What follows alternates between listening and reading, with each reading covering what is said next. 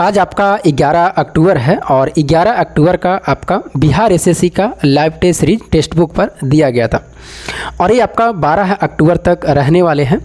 तो जो भी बच्चे नए देख रहे हैं या इसके बारे में टेक्स्ट बुक के बारे में जानते हैं, मैं इसका प्रचार नहीं कर रहा हूँ, मैं आपको हेल्प के लिए ही बता रहा हूँ कि अगर आप बिहार एसएससी की तैयारी करते हैं या रेलवे की तैयारी करते हैं तो टेक्स्ट बुक पर आप ज़रूर दें। लाइव टेस्ट सीरीज सप्ताह में एक बार देता है और आज आपका 11 अक्टूबर का दिया हुआ है।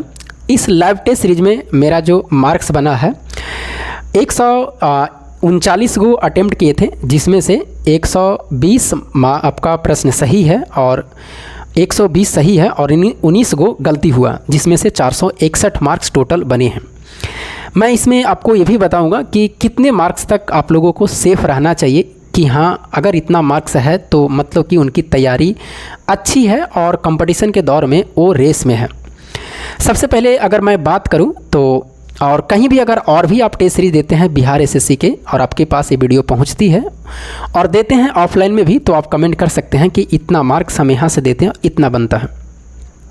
अगर देखिए प्रश्न की लेवल पर, तो इस बार प्रश्न का लेवल बहुत ही अच्छा था सारे सेक्शन में। अगर पहले हम बात करें, जैसे 4 सेक्शन है आपका, मैथ, रीजनिंग, जीके, जीएस, तो पहले अगर हम साइंस पर बात करें तो साइंस पर 4 से 5 प्रश्न ऐसे थे जो आपका 2-3 प्रश्न इंटर लेवल से था और 1-2 प्रश्न थोड़ा सा मुश्किल थे। मतलब 4 से 5 प्रश्न आपका साइंस में मुश्किल था इस बार। थोड़ा बहुत मुश्किल नहीं, मतलब मुश्किल थे। प्रश्न भले ही छोटा थे लेकिन वो प्रश्न आपका मुश्किल थे। उसके बाद में जीके में भी देखा जाए तो 4-5 प्रश्न ऐसे थे, वो भी थोड़ा सा प्रश्न का लेवल मुश्किल था, मतलब अप लेवल का था। तो 5 प्रश्नों और 4 प्रश्न आपका साइंस का।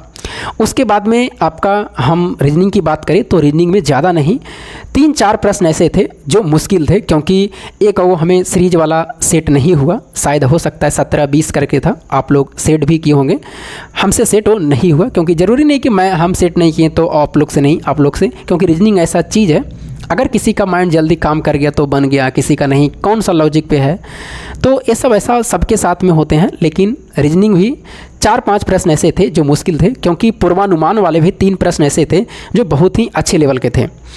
तो जीके रीजनिंग के भी प्रश्न ठीक था, जीके का, साइंस का भी और जीके का भी। मैथ थोड़ा सा लो था, मैथ का थोड़ा सा प्रश्न को और अप करना चाहिए। 1-2 प्रश्न ऐसा देना चाहिए जो थोड़ा सा मुश्किल रहे, उलझाने वाले रहे। तो देखा जाए प्रश्न का लेवल अच्छा था।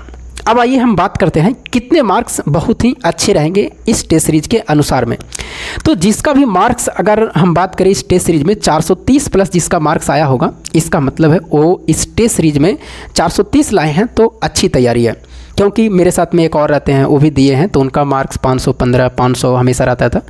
इस बार 466 या 470 करके हैं, तो उनका भी मार्क्स कम है।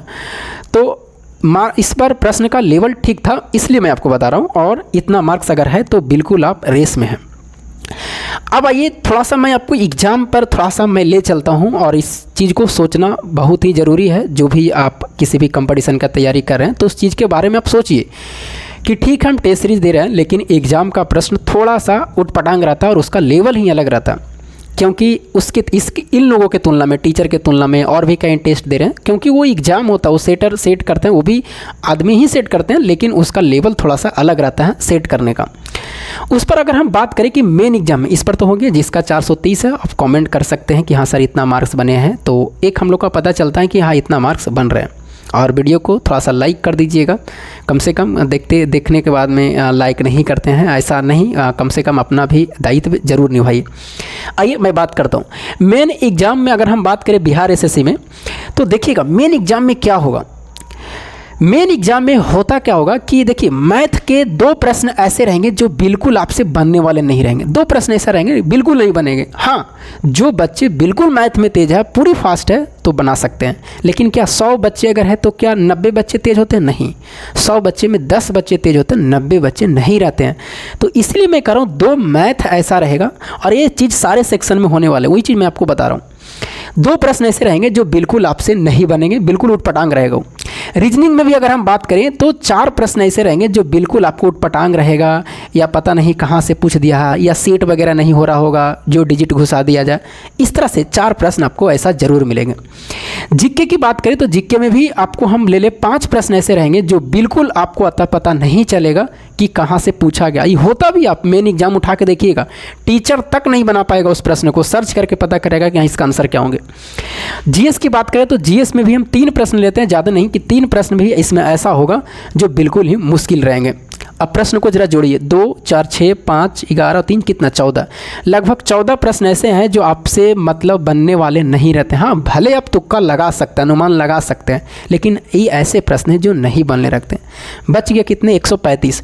अब अगर 135 अगर आप अटेम्प्ट करते हैं, और इतना रहेगा भी, 135-40 के लमसम में अटेम्प्ट हमेशा सही बच्चे को रहेंगे, तो क्या इतना सही हो जाएगा? नहीं, उसमें भी 15 आप गलती मान लीजिए, 15 से 20, तो कितना बचा? अगर 135 अटेम्प्ट है, 15 का गलती हो गया तो 120 बचा।